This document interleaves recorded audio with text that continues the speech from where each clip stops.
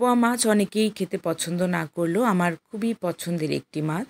আর এই মাছটি বিভিন্নভাবে রান্না করা যায় এবং রান্নার পদ্ধতিও কিন্তু আলাদা আলাদা ভিন্ন রকমের। অর্থাৎ সুন্দরভাবে যদি আপনারা রান্না করতে পারেন প্রসেস অনুযায়ী তাহলে কিন্তু পোয়া মাছ খেতে ভীষণ ভালো লাগে। প্রিয় দর্শক, আসসালামু আলাইকুম, সবাইকে স্বাগত জানাচ্ছি আমার চ্যানেলে। আজ উপস্থাপন করতে যাচ্ছি বেগুন দিয়ে পোয়া মাছের একটি অসাধারণ সুন্দর সুস্বাদু রেসিপি। তো চলুন আমরা দেখে আসি বেগুন পোয়ার এই সুন্দর রেসিপিটি। আমাদের প্রথমেই লাগছে পোয়া মাছ। বাজার থেকে বেশ তাজা এবং ফ্রেশ দেখে পোয়া মাছ কিনে আনা হয়েছিল। সেগুলোকে ভালোভাবে কেটে ধুয়ে পরিষ্কার করে নিয়েছি। আর অর্ধেকটা রেখে দিয়েছিলাম ফ্রিজে এবং অর্ধেকটা রান্না করছি। আর পোয়া মাছ কাটা ধোয়ার ভিডিও অলরেডি আমার চ্যানেলে আপলোড করা আছে, সেখান থেকে দেখে নিতে পারেন। এবারে আমাদের লাগছে কাটা মশলা, বেশ খানিকটা পেঁয়াজ কুচি, রসুন কুচি আমাদের অবশ্যই লাগছে, কাঁচামরিচ ফালি এবং বড় একটি টমেটো কুচি। এবারে আমরা বেগুনটাকে ভালোভাবে কেটে ধুয়ে নিচ্ছি।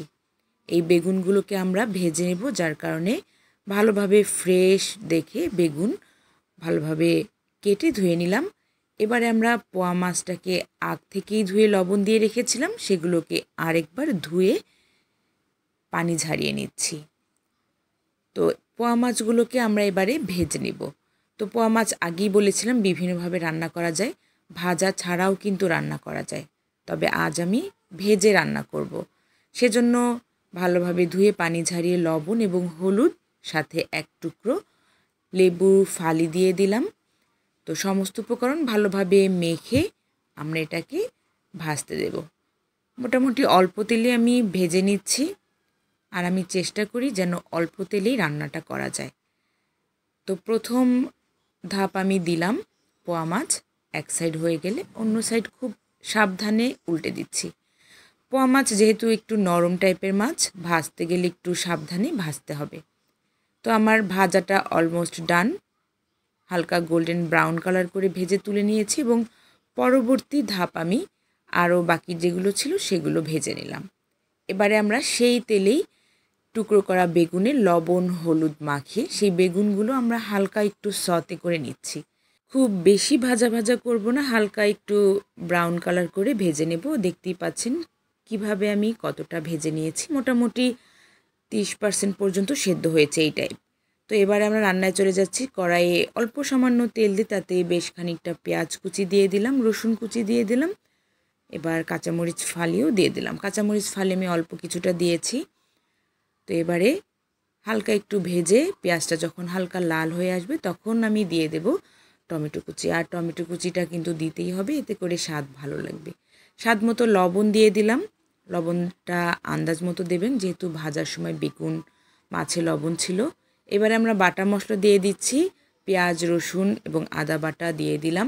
এবারে ভালোভাবে একটু ভেজে নিয়ে এখন একটা মশলা অ্যাড করেছি, এখানে আমি কাঁচামরিচ এবং কালো গোলমরিচ একটু ভালোভাবে থেতলে নিয়েছি, সেটাই দিয়ে দিলাম অল্প সামান্য খানিকটা হলুদ গুঁড়ো, দিয়ে দিচ্ছি অল্প সামান্য মরিচ গুঁড়ো, অল্প সামান্য পানি দিয়ে সমস্ত মশলাটাকে এখন আমরা কষতে দেব।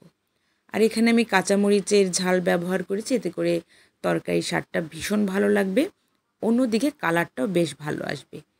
যখন মশলাটা কষে আসবে ভাজা বেগুনগুলো এখানে দিয়ে ভালোভাবে নেড়েচেড়ে মিক্স করে নিচ্ছি। এবারে আমরা বেগুনটাকে সেদ্ধ হওয়ার জন্য অপেক্ষা করব। অল্প সামান্য পানি দিয়ে বেগুনটাকে আমরা সেদ্ধ হতে দেব। যেহেতু ভাজা ছিল বেগুনটা, সেদ্ধ হতে সময় লাগবে না, মোটামুটি 80% পর্যন্ত বেগুনটা যখন সেদ্ধ হয়ে আসবে এর মাঝে ভাজা পোয়া মাছগুলো দিয়ে দিলাম। মাছগুলো খুন্তির সাহায্যে ভালোভাবে একটু ছড়িয়ে দিচ্ছি যেন ভেতরে মশলাটা ঢুকতে পারে। এবারে আমরা ঢেকে মাঝারি থেকে একটু লো আঁচে রান্না করতে দেব। ঢাকা উঠিয়ে আমরা দেখলাম আমাদের রান্না অলমোস্ট ডান। খুব কম সময় কিন্তু রান্নাটা হয়ে যায়। এবারে নামানোর আগে আমরা একটু ভাজা জিরার গুঁড়ো দিয়ে নিলাম। ধনিয়া পাতা আমার ছিল না বাসায়, তো ধনিয়া পাতা দিলে আরও খুবই মজা লাগতো। তো উপর থেকে কাঁচামরিচ ফালি ছড়িয়ে দিয়ে আমার রান্নাটা শেষ করলাম। প্রিয় দর্শক, দেখতেই পাচ্ছেন কতটা সুন্দর হয়েছে রান্না, আর খেয়ে দেখতে পারলে বুঝতে পারতেন যে কতটা লোভনীয় এবং কতটা সুস্বাদু হয়েছে। প্রিয় দর্শক, এই হচ্ছে আমার আজকের পোয়া মাছ দিয়ে বেগুন রান্নার রেসিপি। কেমন লাগলো জানাবেন। আজ এ পর্যন্তই। আল্লাহ হাফেজ।